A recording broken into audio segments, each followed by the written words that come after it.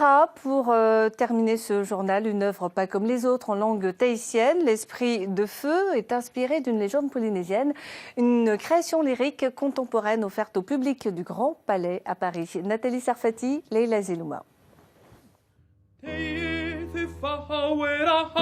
Esprit de feu, un opéra en tahitien. Une création contemporaine que l'on doit à Geoffrey Colson. Le compositeur français a découvert la Polynésie en 2002. Il y a vécu. Il a très vite été frappé par le potentiel de la culture polynésienne. La puissance qui s'en dégage est quelque chose d'absolument formidable.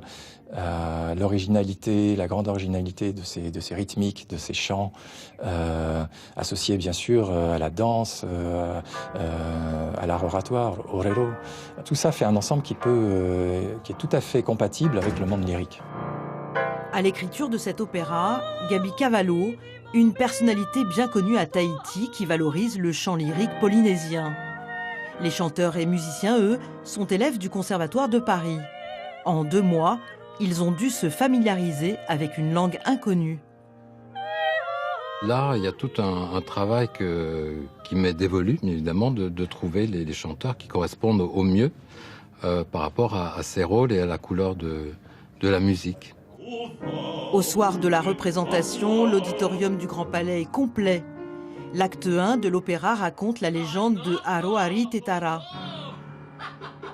Un peu surpris au départ, le public a très vite adhéré.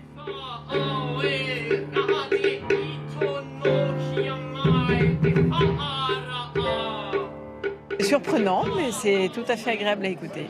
Il y a eu cette traduction qui nous a aidés et ça nous a permis de plonger un petit peu dans la dramaturgie, si je peux dire. Il n'y avait pas de polynésien dans les interprètes, hein.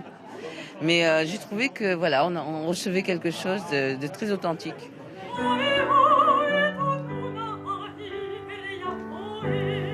Agréablement surprise parce qu'on n'est pas habitué à entendre notre langue chanter de cette manière, parce qu'on ne chante pas du tout de cette manière, et mis en musique de cette façon.